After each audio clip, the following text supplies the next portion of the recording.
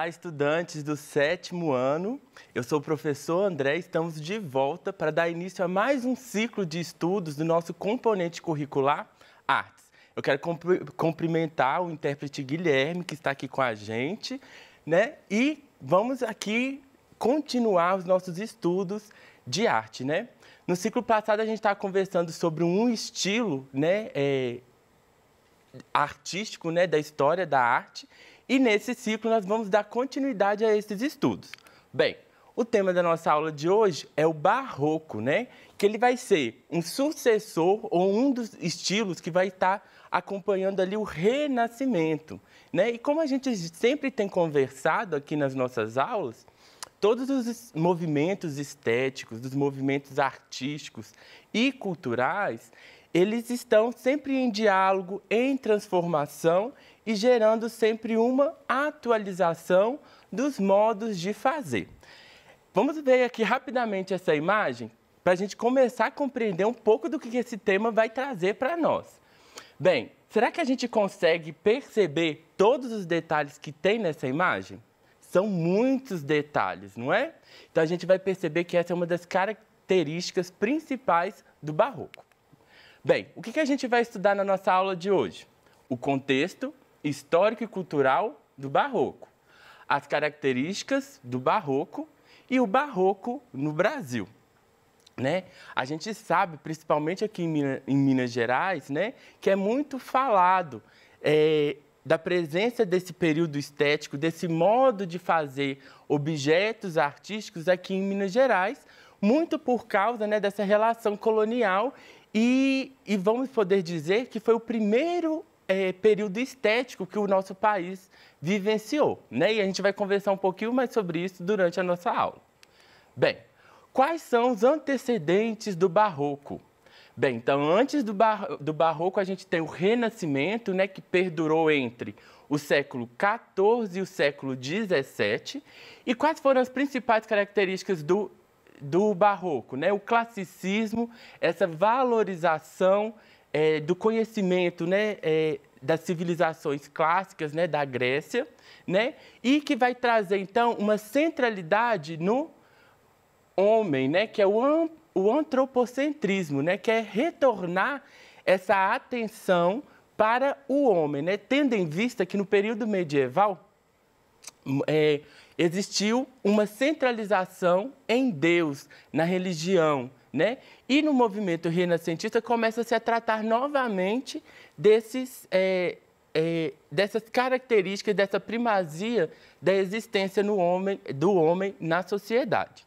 E outra questão muito importante que foi criticada, né, no Renascimento foi o ascetismo, né, que trazia uma ideia de purificação muito grande, né, no período medieval.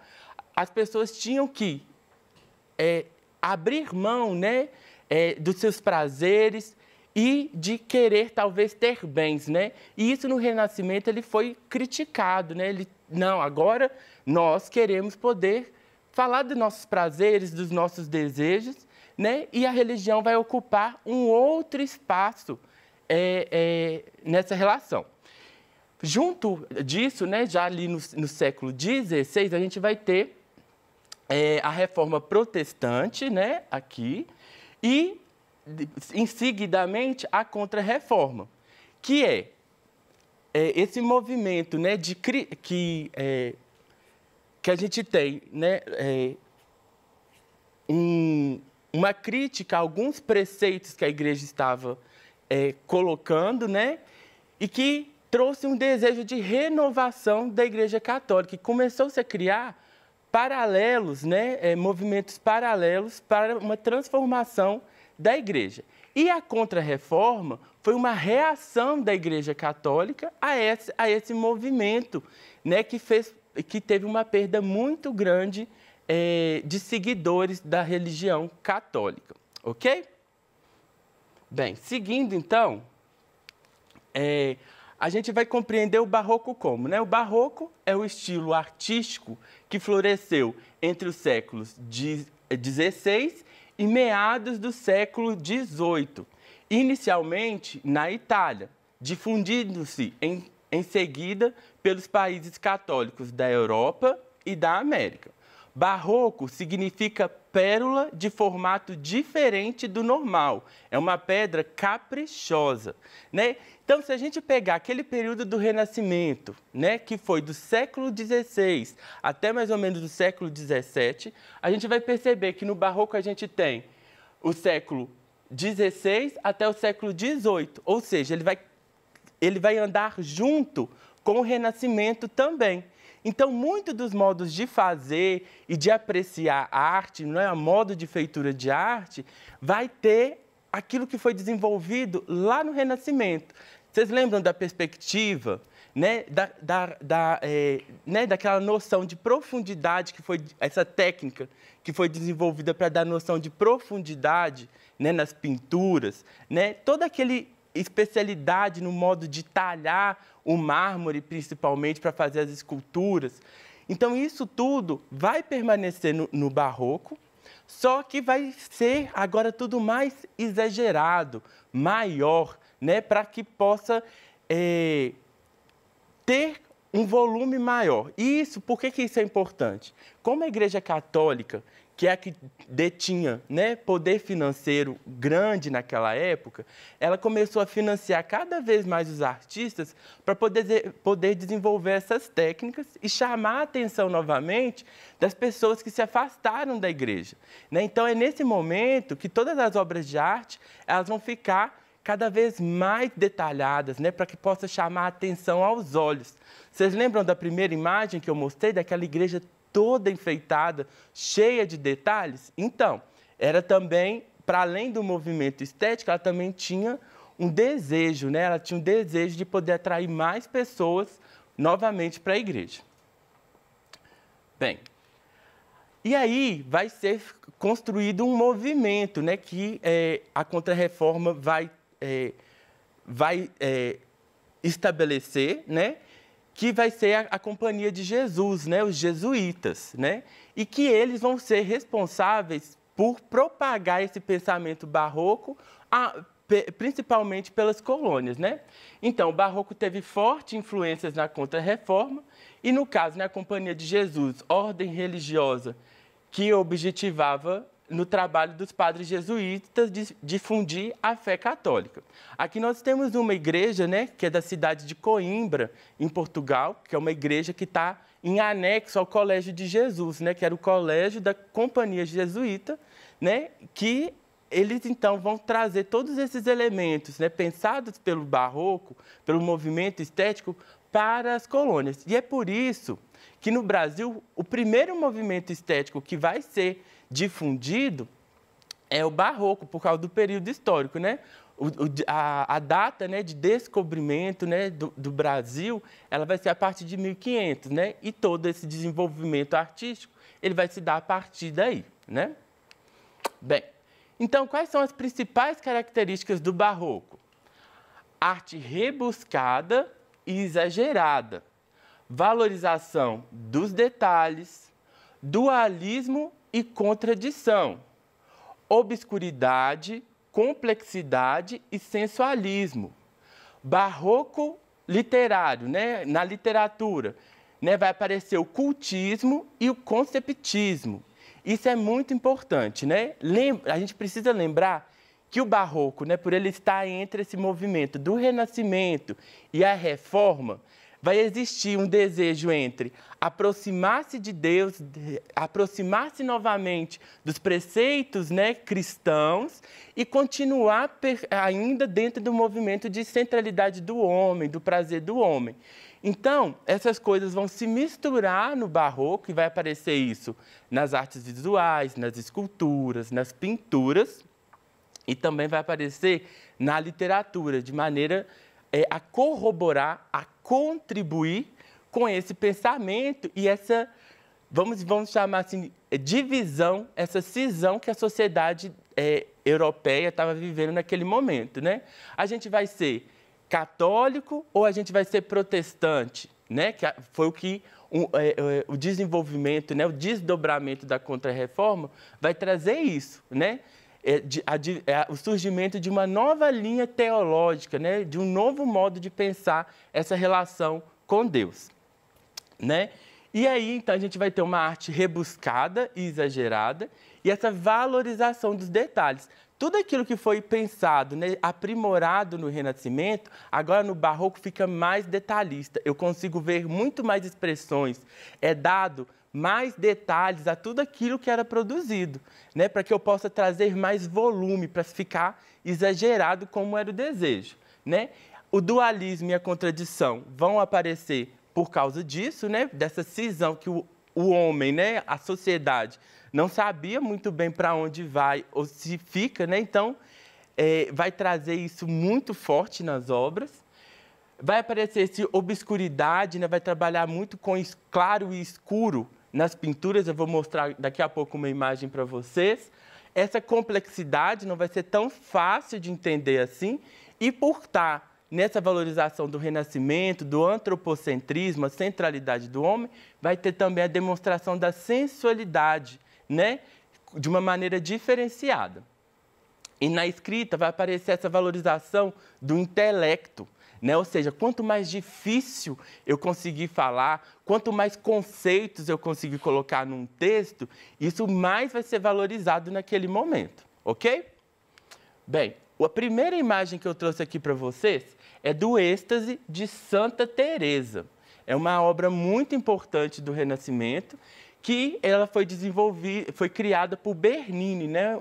Entre os anos de 1647 e 1652. É uma escultura em mármore e que está atualmente situada na cidade de Roma, né? É uma obra que traz muitos detalhes. A gente tem a Santa Teresa e um anjo, né? Ali compondo a cena junto com ela. Se a gente olhar para a roupa dela, né, a gente vê que tem muitos detalhes, né? Cada dobra do tecido é bem talhada, né? E dá esse movimento até de realidade, né? E se a gente olhar bem ali para o rosto dela, a gente percebe muitos detalhes relacionados à sensualidade, né? E é por isso que traz esse nome, né? O Êxtase de Santa Teresa, né? Ótimo.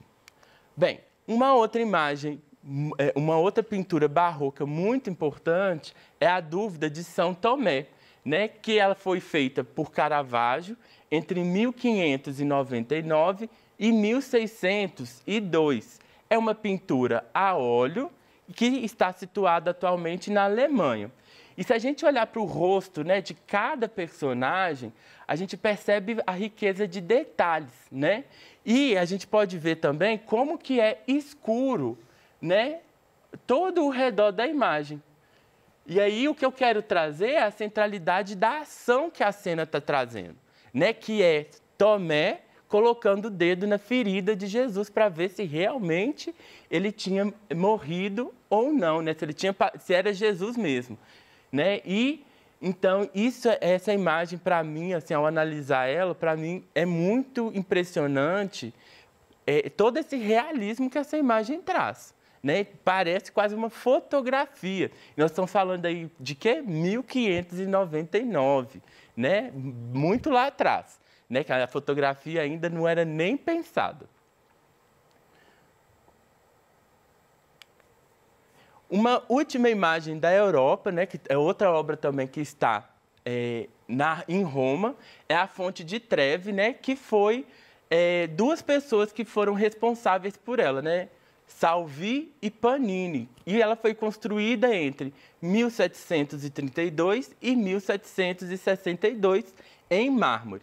Esse é um exemplo da arquitetura, né? Para a gente compreender como é que esse tipo de obra se deu na arquitetura. Veja só como que os preceitos classicistas, né, da relação com a Grécia Antiga ainda se está nas colunas que a gente pode ver aqui, né, ao fundo, né, e esse elemento da mitologia grega, né, que nós temos ali ao centro, Netuno, né, que é o deus dos mares, né? E aí aqui eu trouxe uma imagem um zoom nessa imagem para a gente poder ver um pouco mais os detalhes, né? Esses cavalos aqui, olha, muito realistas, né? Parecendo realmente que esse mármore, que essas esculturas têm vida. Bem, e aí a gente chega no barroco no Brasil. Como é que isso tudo chega aqui para nós e como também é ressignificado, transformado a partir daquilo que nós temos, né? Isso é muito importante da gente entender que, como eu mostrei anteriormente, as duas esculturas que eu mostrei, né, o êxtase de Santa Teresa e a fonte de Treve, ela é feita com mármore, né, que foram materiais que estavam disponíveis ali na Itália para aquela obra.